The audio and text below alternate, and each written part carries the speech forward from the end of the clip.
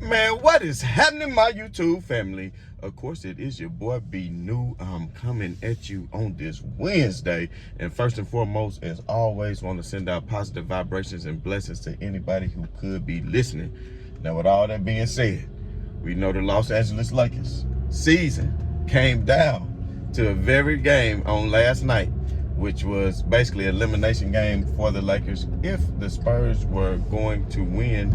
And of course, I predicted that the Spurs would lose these remaining games, but of course they did not, as they went into Denver last night on the road in Denver, Colorado, to take on the reigning MVP and Nikola Jokic, who had just played a hell of a game, and Denver Nuggets had just played a hell of a game against the Lakers on Sunday, and they were looking fine-tuned, and they did still have something to play for as far as seeding, positioning, to stay out of the play-in, which it's not a big danger for them to fall out unless they lose their last 3 remaining games and Minnesota wins theirs. They could potentially do it. So like I said, it was still something to play for, and who would have thought it?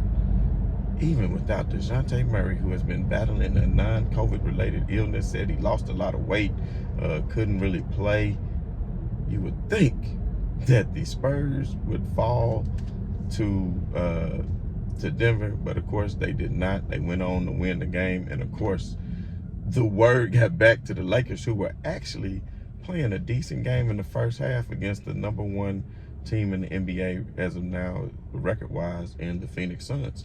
And the Lakers, were playing respectable basketball in that first half, and then of course, and Frank Vogel said it in his presser, that the Lakers got word, of course, that San Antonio had won, which is hard to do.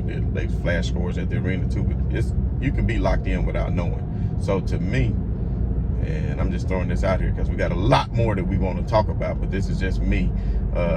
It feel like the Lakers, just when they came out in that third quarter, which I won't say it was all that because they traditionally have been a terrible third quarter team the entire season, but it's like they came out and just, when there's pressure on, they cannot handle it. And Pac once had a song that said, when the pressure's on, it's a hit. You see what I'm saying? And that's what it was, a hit right to the side of their dome. And of course, they could not handle the pressure, and they came out and played poorly. And of course, Frank Vogel continued to play Carmelo Anthony, who I just feel, I don't care what anybody else says, I've watched every single game, and I'm telling you what, he doesn't bring much to the table. Now, if he goes out there and you tell him, look, just hit your turnaround 15, 18-foot jumpers that you was known for, then do that. But leave the three-point shots alone. And I know you're going to say he averaging 37% or whatever, which that's not a bad clip.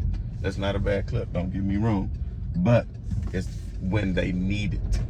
When do you need baskets? And continually, even the Lakers last night, when they got down by as much as 22 or 23 and they were making that run, and you insert Carmelo into that lineup, then next thing you know, here he is taking threes, ill-advised shots early in the shot clock, not getting a chance for any of your teammates to get set into any sort of offense.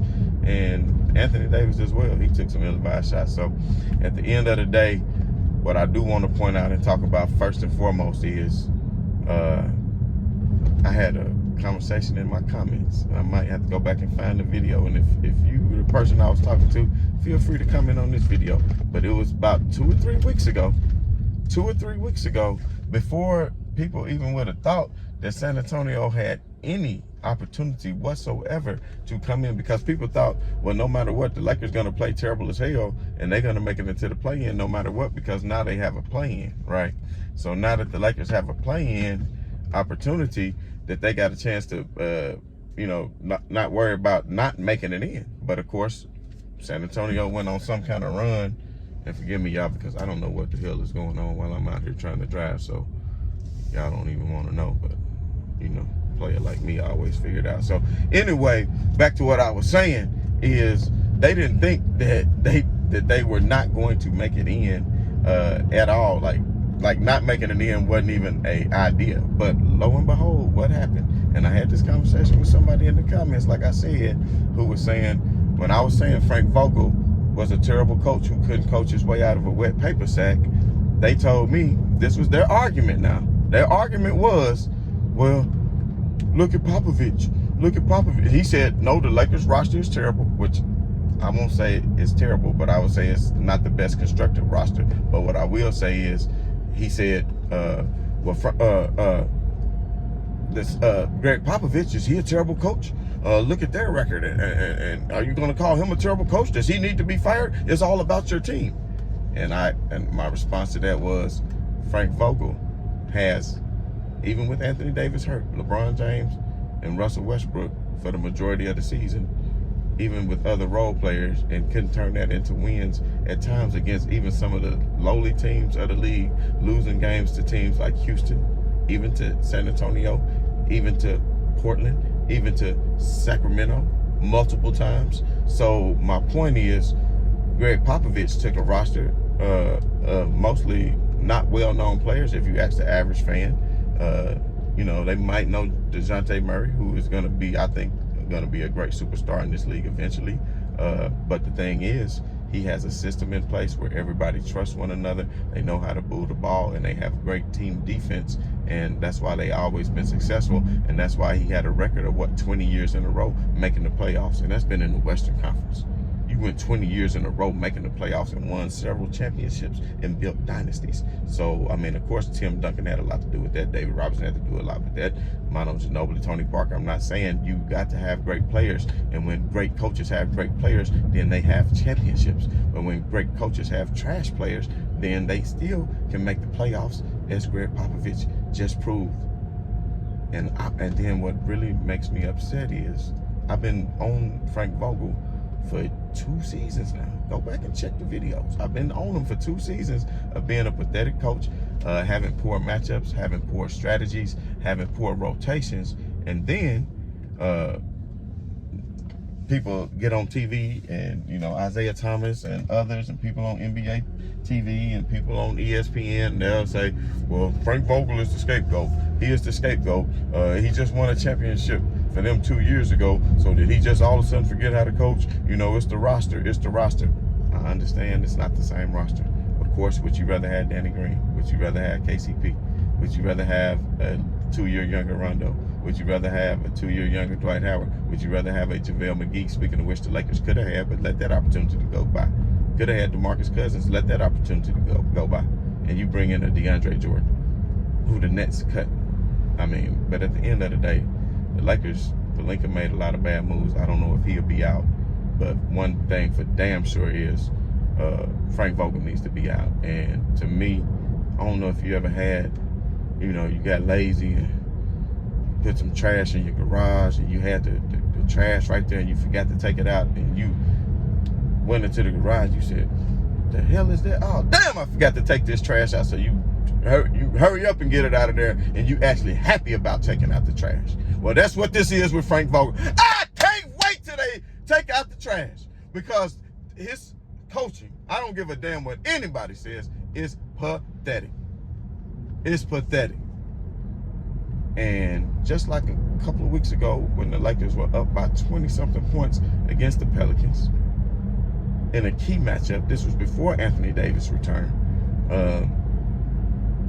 other coach, New Orleans, make adjustments at halftime. Pelicans come back down by 25 and win the game.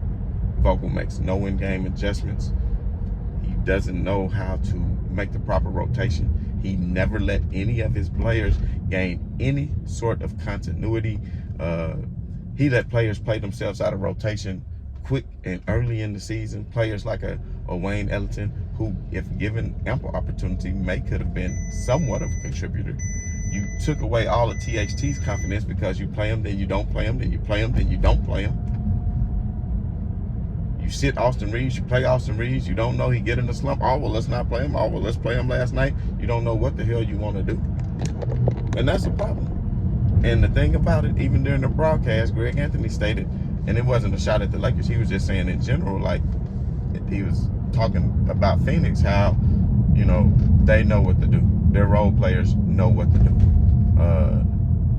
They know how to do their job. They know what their job is, and that's why they move the ball a lot. It doesn't matter who scores and all of these things. Well, Frank Vogel, on the other hand, doesn't give his role players or anybody any opportunity to build any continuity, and we knew that because he had 37 different starting lineups. And I know there was injuries and I know there was COVID, but at the end of the day, that don't equate to no damn 37 different starting lineups. That does not equate to 37 different starting lineups. That equates to him trying to try every which sort of thing to do, and you don't know, and then you changing the lineups when you shouldn't be. And then times you, oh, well, Trevor Ariza, man, then you put him out. Are you just looking at numbers? Or are you actually looking at the game? And it's your coaching staff standing up to you. I cannot believe that Dave Fizdale would sit idly by and allow you to be so pathetic. When I know that Dave Fizdale, because I've seen him coach personally, and I won't be an indictment on him for how he coached in New York, but when he was the coach for the Memphis Grizzlies, he did a damn good job. He did a damn good job, in my opinion, from what I saw. But at the end of the day, you know, we're not here to just cast blame on everybody, because there's enough blame to go around. You know, LeBron has blame. Anthony Davis has blame. Russell Westbrook, to some extent, has blame. Rob Pelinka has blame. Frank Vogel has blame. And to me, I think, you know, Russell Westbrook said on yesterday, oh, I hope we can run this back. I hope we can run this back. The Lakers are going to do whatever they can to trade him. But if they don't have any takers, and we know for a fact that the Lakers are not going to give up any first-round draft picks whatsoever, because if they were going to do that, they could have did that with John Wall at the trade deadline. And who knows, if they did that and John Wall remained healthy, then the Lakers wouldn't be in the play-in tournament. But at the end of the day, Russell Westbrook wants the opportunity to run it back. And Westbrook, you know, last night he had 28 points. He played decent, but he still had 6 or 7 turnovers. And those 6 or 7 turnovers is what was leading to easy, fast break points for the opposition. So I don't understand, you know, why Russell Westbrook can't be more careful with the ball. I understand you're going to have turnovers when you handle the ball a lot. That's just a part of the game. But at the end of the day, you have to be more careful, especially in key games. And I do want to say this. I do want to say that Anthony Davis was not, you could tell he definitely wasn't 100% last night. I do appreciate him going out there and giving it a go the best way that he could, and give it, you know, all that he had. But you can clearly see on the defensive side of the floor, you know, like a play where Aiden just came right past him. You know, a fully healthy Anthony Davis is not going to allow that. So when he retweaked that foot on yesterday, on the game against Denver, you could tell he was most definitely not at 100%, especially transition, getting up and down the floor. You know, it was just, he was not fully himself. And I do want to say this about Anthony Davis. Though. Them taking that loss yesterday, and he showed that emotion on the bench. You can see he was in tears, and he was real sad. I like that because sometimes you need that pain and that sting. Because last year you said, oh, I was out. We didn't beat Phoenix because I was out. But you wasn't out this year. You was playing, although you was hobbled. But the pain and that sting and not making it, maybe that'll make you go into the offseason and say, listen, let me get my body into shape and get where I need to be, to where I can go out here and make myself available. Because it's a sad thing when LeBron James, at the age of 37, can go out here and average 30 points a game, and still not have Anthony Davis available for over half the season again. So out of 82 games, Anthony Davis has played, 41? So basically, he'll play half the season yet again. And then, of course, we all know how the season started off bumpy. LeBron James tore the abdomen, strained the abdomen. He was out for the first couple weeks of the season. The Lakers merely could not hold down the fort. Of course, you know, LeBron thought, still early in the season, no biggie. He didn't rush himself to get back. Anthony Davis and Russell Westbrook should have did a better job, but they lost during that stretch. Lost to OKC, I think, twice. Lost to Houston. Lost to, you know, teams that were not successful this season, and that was without LeBron James. And then, of course, you know, LeBron James, and of course the COVID protocol for players that were missing games too. And then, of course, Anthony Davis with the knee injury, missed several weeks. Then he comes back, then he hurts the hand and the shoulder, of course. And then right after that, hurts the foot by coming down awkwardly on the foot. So with all that being said, you know, it's unfortunate that the Lakers did not make the play-in tournament, but it might be good in the long run, because that gives them more opportunity to rest and heal their bodies, and that gives them an opportunity to sit back and really evaluate what kind of changes need to be made in the off season as far as what you're going to do. Because like I said, Russell Westbrook, he's going to sign that option. He's going to sign that option unless some team is willing to do a sign and trade and pick up that money, and they may want to, because they know it's only a 1-year deal, and then they can turn around and get that much money off their books. So, you know, maybe that's something that some teams may be willing to do. But at the end of the day, to me, I think the Lakers' biggest void, and y'all tell me in the comments what you think the Lakers' biggest void is, but I think the Lakers' biggest void is the center position. Because you see Anthony Davis is not really made to play center.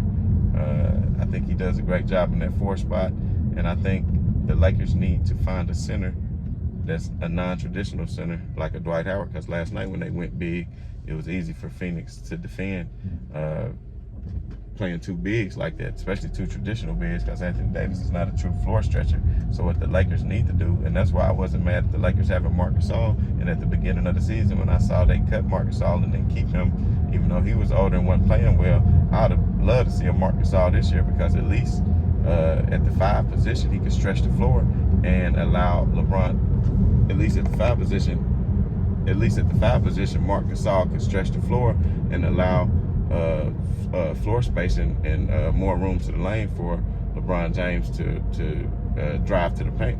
But of course, the Lakers did not retain Marc Gasol, and I thought that was a mistake. But what they're going to have to do in the future is, I don't know if through the draft or through trade or through just free agent signing, once you clear out this roster, you're going to have to find an answer at that 5 position, because what you have is not it.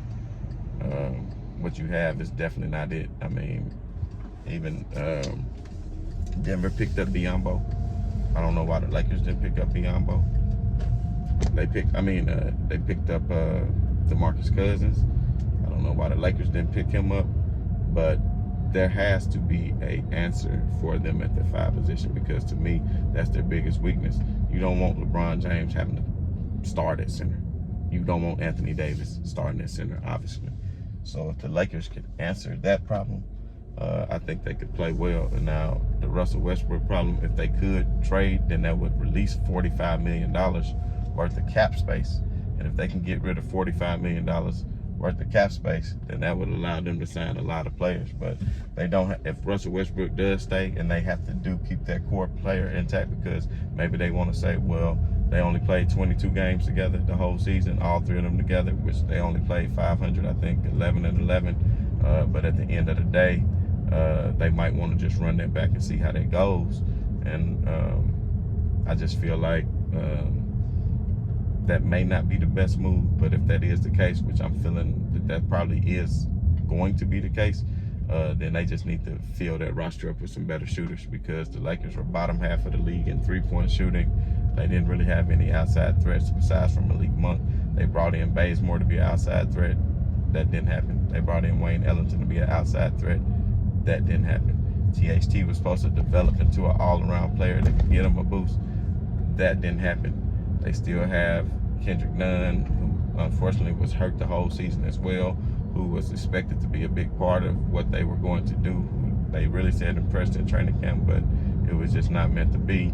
Of course, you know, then when Anthony Davis does come back, LeBron James injured his ankle. And of course, it just, when it rained to pour for the Lakers this season, and then, you know, it just is what it is. So I'm not gonna make no excuses, just stating facts of what happened. Anthony Davis was injured. That's a fact. They 3 core players only played 22 games together. That's a fact. Anthony Davis came back. LeBron James gets injured. Anthony Davis re-injures and retweaks his foot. So all of these things play a part into it. I did want to pose this question before I get out of here too. I want to pose this question as far as LeBron James. How would people feel if he were to come back and play the last 2 games of the regular season? To me, I think he should not play those 2 games, because if you can come back Thursday, then I would expect you should have came back yesterday in the true elimination game, because even if the Spurs won yesterday, if the Lakers would have beat Phoenix, then they would have still been in contention. So I don't want to hear nothing about one day off and now you can come back Thursday. Hell no, that's 2 days. So I know if that's gonna happen, a lot of people are gonna give LeBron James hell, and then that's including me, because if he does come back just to win that scoring title, which he said himself personally, if he wanted to, he could win it every year, then why even come back just to get it if you can win it every year? So I won't like that if that is the case. And I know Isaiah Thomas and other people mentioned, well, if you can get it at age 37, that's impressive. Just go ahead and do it if you can. But shit, if that's the case, should have came back yesterday against Phoenix. And I honestly thought that he would. I was wrong. And maybe that ankle is worse than what we think. And I'm telling y'all, it's crazy that he even came out and played in New Orleans after seeing that ankle. But maybe he saw the writing on the wall. He knew how important that New Orleans game was. And he was like, well, shit, I gave him my all, re-hurt my ankle just to do this. And now look what happened. We still didn't win. And now if I come back with a day and a half turnaround on this ankle, then it's really going to get worse. And are we even going to win the game if I'm not at 100%? So, you know, I don't think LeBron James has really anything else to prove to anybody, just to be honest. I think he has enough accolades, 4 final MVPs, 4 championships, just everything that he's done. Going to be the all-time scoring leader, 18 all-star appearances. I mean, the list goes on and on. But at the end of the day, I mean, come on, how many first team in the all-team NBA, 6 or 7 all NBA first team and second team defensive selections? I mean, so at the end of the day, LeBron James doesn't have anything to prove. And you can tell by his body language on yesterday, he's already put all this behind him and took this season as being a wash. I'm sure he regrets his comments on keeping that same energy. And I'm sure he hates that him and his good friend Melo couldn't do something special. But, you know, to me, and I want y'all to put in the comments, who all do y'all think need to go? Who do all y'all think need to go? I think if you can get rid of Westbrook, do it. And only players to be safe is LeBron and AD. But I would say any players that you should keep, I would say you should keep Malik Monk, retain him, Anthony Davis, LeBron James, Westbrook, and everybody else can go. And that even includes Austin Reeves. And Austin Reeves played hella defense, and I think he's a good player, but he is a rookie, and he's only going to get better. But for what they're paying him, if they can get him to a minimum again, I say retain him. Retain Austin Reeves, but everybody else, they can go. They can go real quick, ship them the hell out of here. So that includes THT. So with all that being said, man, this your boy B New. I just want to say right on to the real. Much love to these haters. I got some announcements coming up real soon. We got the podcast coming. We got the t-shirts coming. So like that, hit that bell, like and subscribe. And of course, as always, right on to the real. And much love to these haters. I'm out.